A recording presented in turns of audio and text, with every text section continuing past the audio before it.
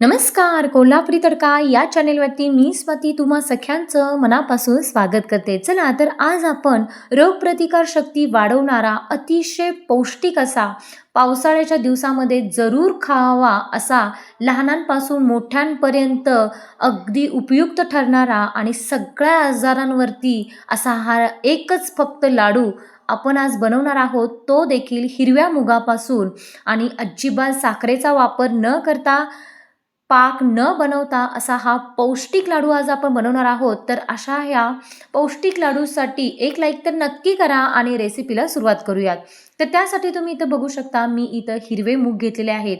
आता हे हिरवे मूग मी अर्धा किलो प्रमाणामध्ये म्हणजे 2 कप म्हणजे 2 वाटी इथं मी हिरवे मूग घेतलेले आहेत. आता काय करायचं, गॅसवरती एक कढई ठेवायची आहे आणि या कढईमध्ये हे मूग आपण छान भाजून घ्यायचे आहेत.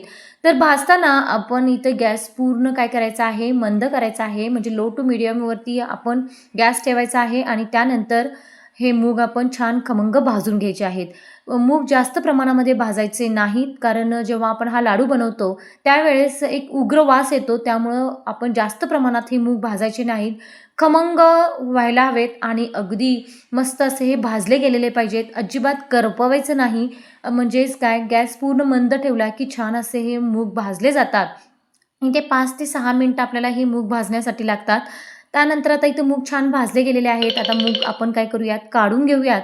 आता त्यानंतर त्याच कढईमध्ये काय करायचं आहे, आपण खोबरं म्हणजे सुकं खोबरं जे आहे ते मी इथं एक अर्धी वाटी इथं सुकं खोबरं घेतलेलं आहे.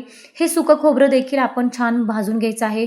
खोबरं लगेचच भाजलं जातं, त्यामुळं काय करायचं, अगदी गॅस मंद ठेवायचा आणि मी लगेचच हे खोबरं परतवून घ्यायचं आहे आणि त्यानंतर काढायचं आहे. खोबरं देखील अजिबात करपवायचं नाही. चला तर आता इथं आपण काय केलेलं आहे, हे खोबरं पण भाजून घेतलेलं आहे. आता 1 चमचा आपण तूप टाकायचं आहे त्याच कढईमध्ये आणि इथं काजू बदाम मी एक अर्धी वाटी मी काय केलेलं आहे, छान असे बारीक त्याचे काप करून घेतलेले आहेत. ते काजू बदाम देखील आपण इथं काय करायचे आहे, छान तुपावरती भाजून घ्यायचे आहेत. तर यामध्ये आणखीन काही ड्रायफ्रुट्स तुम्ही वापरणार असाल तर ते देखील तुम्ही वापरू शकता. चला तर आता इथं आपण हे ड्रायफ्रुट्स पण काढून घेऊयात. आता त्यानंतर तुम्ही इथं बघू शकता मी इथं हे जे काही मूग भाजून घेतले होते ते थोडेसे थंड करण्यासाठी ठेवले होते. आता थंड झाल्यानंतर काय करायचं, हे मूग थोडं-थोडं आपण मिक्सरच्या भांड्यामध्ये टाकायचे आहेत आणि त्यानंतर याचं काय करायचं आहे, पीठ करून घ्यायचं आहे. पीठ म्हणजेच काय, अगदी जसं आपलं पीठ असतं तसं त्या पद्धतीने एकदम बारीक पण करायचं नाही. थोडंसं रवाळ असं आपल्याला हे मूग बारीक करून घ्यायचे आहेत. अजिबात बारीक पीठ होईपर्यंत मिक्सरला फिरवायचं नाही. इथं बघू शकता मी व्हिडिओमध्ये दाखवते. अगदी रवाळ असं हे मी मूग काय केलेले आहेत, बारीक करून घेतलेले आहेत. जास्त अगदी पीठ करायचं नाही. चला तर अशा पद्धतीने मी इथं अर्धा किलो हे मूग 3 ते 4 स्टेपमध्ये पूर्ण बारीक करून घेतलेले आहेत. एकदम पण मिक्सरच्या भांड्यामध्ये जास्त टाकू नका, कारण व्यवस्थित बारीक होणार नाही. त्यामुळे थोडं-थोडं मूग टाकून आपण हे मूग काय करायचे आहेत, बारीक करून घ्यायचं आहे आणि होता होईल तेवढं आपल्याला हे मूग काय करायचे आहेत, रवाळ असे बारीक करून घ्यायचे आहेत. हे मात्र जरूर लक्षात ठेवा. चला तर अशा पद्धतीने आपण इथं सगळे हे काय केलेले आहे, मूग बारीक करून घेतलेले आहेत. आता हे मूग जे बारीक करून घेतलेलं पीठ आहे, म्हणजे एकदम रवाळ ठेवायचं आहे. आता चला पुढची स्टेप करूया. तर त्यासाठी तर इथं आपण गॅसवरती एक कढई ठेवायची आहे आणि या कढईमध्ये हे बारीक केलेलं मूग म्हणजे आपण हे पीठ जे आहे ते पीठ टाकायचं आहे आणि त्यानंतर हे पीठ अगदी मिनिटभराकरता तसंच आपण कोरडं भाजून घ्यायचं सर्वप्रथम. आता आपण अगोदरच काय केलं होतं, मूग थोडेसे भाजून घेतले होते. तर त्यानंतर आपण 1 मिनिटभराकरता हे पीठ भाजलं की लगेचच चमचा आपण यामध्ये तूप मिक्स करायचं आहे. एकदम तूप ओतायचं नाही. जसं पीठ भाजत जाईल तसं आपण काय करायचं आहे, हे पीठ म्हणजे तूप टाकत राहायचं आहे आणि त्यानंतर काय करायचं, हे पीठ भाजत राहायचं आहे. तर पीठ भाजण्यासाठी तर आपल्याला 8 ते 10 मिनिटं तरी सहज लागतात. अगदी मंद आचेवरती हे पीठ भाजून घ्यायचं आहे. जेवढं तुम्ही छान पीठ भाजून घ्याल, तेवढे खमंग हे लाडू होणार आहेत. तर थोडं-थोडं तूप टाकत राहायचं आहे. तर तूप इथं मला अर्ध्या वाटीला थोडंसं जास्त तूप इथं मला लागलेलं आहे. आणि अशा पद्धतीने आपण हे छान खमंग पीठ भाजून घ्यायचं आहे. जेवढं होता होईल तेवढं आपण हे पीठ छान खमंग भाजलं की लाडू देखील अतिशय सुंदर होतात. तर बघू शकता पीठ आपण जसं भाजत जाईल तसं त्याचा कलर देखील चेंज होत गेलेला आहे आणि छान असं त्याला एक बँडिंग येत आहे. तर लागेल तसं तूप टाकत राहायचं आहे. जास्त पण तुपाचा वापर करायचा नाही. लागेल तसंच म्हणजे जेवढं आपण तूप वापरणार आहोत म्हणजेच एक अर्ध्या वाटीला जास्त तूप आपल्याला म्हणजे अर्धा किलो मुगासाठी आपल्याला एक अर्धी वाटीला जास्त तूप इथं लागणार आहे.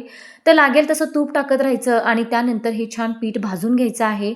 आणि त्यानंतर तुम्ही बघू शकता आता इथे कढई पूर्ण काय होत आहे तूप सोडत आहे. असं आपल्याला जसं म्हणजे अशा पद्धतीने जेव्हा हे मिश्रण आपल्याला वाटेल तेव्हा आपण गॅस पूर्ण बंद करायचा आहे. तर बघू शकता छान पीठ भाजलं गेलेलं आहे. आता काय करायचं मी इथं पूर्ण गॅस आता बंद करणार आहे कारण पीठ छान भाजलं गेलेलं आहे आणि आता कढई देखील तूप सोडत आहे. त्यामुळं काय करायचं गॅस पूर्ण बंद करायचा. आता त्यानंतर आपण इथं खोबरं जे काही भाजून घेतलं होतं ते थोडंसं काय करायचं चुरडून घ्यायचं. मिक्सरला वगैरे काही बारीक करत बसायची काही गरज नाही. फक्त हाताने चुरडून तुम्ही यामध्ये मिक्स केलात तरी देखील चालू शकतं. मिश्रण गरमच आहे तोपर्यंतच आपण ही प्रोसिजर करायची आहे. आता काय करूया ह्यामध्ये ड्रायफ्रुट्स म्हणजे जे काही आपण काजू बदाम जे तुपावरती परतवून घेतले होते ते देखील यामध्ये मिक्स करून घेऊयात. अजूनही हे मिश्रण गरमच आहे. मी फक्त गॅस बंद केलेला आहे. गॅसवरनं खाली उतरवलं तरी देखील चालू शकतं. आता यामध्येच आपण काय टाकायचं आहे साखरऐवजी गूळ वापरलेला आहे. या लाडवामध्ये आपण ना फक्त हा गूळ वापरणार आहोत. तर गूळ एकदम बारीक करून घ्यायचा आहे म्हणजे बारीक किसून घ्यायचा आहे आणि त्यानंतर मिक्स करायचा. जर यामध्ये गुळाचे खडे राहिले तर खाताना देखील लाडवामध्ये गुळाचे खडे लागू शकतात. त्यामुळं काय करायचं एकदम होता होईल तेवढं बारीक हा गूळ करून घ्यायचा आणि त्यानंतर या मिश्रणामध्ये मिक्स करायचं आहे. मिश्रण अजून गरमच आहे तोपर्यंतच आपण थोडं करून गूळ मिक्स करत राहायचा. तर गूळ मी इथं फुल्ल 1 वाटी वापरलेला आहे कारण 2 वाटी आपलं इथं काही होतं मूग होतं त्यामुळं मी इथं 1 वाटी फुल्ल काय केलेलं आहे गूळ वापरलेला आहे. आता एका भांड्यामध्ये काय करायचं हे सगळं मिश्रण काढून घ्यायचं आहे आणि त्यानंतर आता याचं बँडिंग बघू शकता अगदी सुंदर आलेलं आहे. वरून काहीही टाकायची गरज नाही. पाक वगैरे काही टाकत बसायची गरज नाही. त्यानंतर आता इथं मी 1 चमचाभर वेलची पूड टाकलेली आहे आणि त्यानंतर सगळं मिश्रण एकजीव करून घ्यायचं आणि त्यानंतर आपण याचे लाडू वळायचे आहेत. तर इथं बघू शकता यामध्ये पाकाचा वापर केलेला नाही आणि साखरेचाही वापर केलेला नाही. फक्त आपण गूळ गरम मिश्रणामध्ये गूळ टाकलेला आहे आणि सगळं एकजीव करून घेतलेलं आहे. इथं आता तुम्ही बघू शकता आपण एका हाताने देखील हे लाडू वळून घेऊ शकतो. आता इथं गरम मिश्रण आहे म्हणजे मिश्रण गरम असताना जेव्हा जर आपण गूळ टाकला तर लगेचच काय होतो त्या मिश्रणामध्ये गूळ विरघळला जातो आणि व्यवस्थित तसे लाडू पण वळता येतात. आता बघू शकता लगेचच आपण हे लाडू वळवण्यासाठी घेतलेले होते तर लगेचच हे लाडू वळता येतात. अगदी एका हाताने जर जर तुम्ही हे लाडू वळलात तरी देखील हे लाडू व्यवस्थित वळले जातात आणि अजिबात मिश्रण कोरडं होत नाही आणि त्यानंतर तुपाचं पण प्रमाण आपलं योग्य आहे आणि गूळ घातलेला आहे त्यामुळे तर हे लाडू अगदी पौष्टिक आहेत. तर लहान मुलांना तुम्ही हे लाडू डब्यामध्ये पण देऊ शकता किंवा वयस्कर माणसांना देखील हे लाडू खूप अगदी पौष्टिक असे हे लाडू आहेत.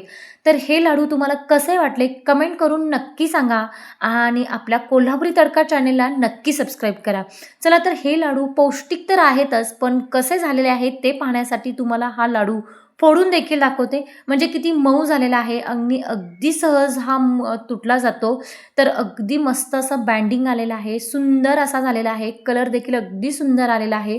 तर पावसाळ्यामध्ये हा लाडू जरूर खा आणि अशा ह्या हिरव्या मुगाचे लाडू तुम्ही जरूर मुलांना बनवून द्या. तर रोगप्रतिकारशक्ती वाढवणारे पाकाचा वापर न करता, साखरेचा वापर न करता गुळापासून आणि हिरव्या मुगापासून हे लाडू तुम्हाला कसे वाटले नक्की सांगा. आणि चला तर अशाच नवनवीन रेसिपीज पाहण्यासाठी कोल्हापुरी तडका चॅनेलला नक्की सबस्क्राईब करा.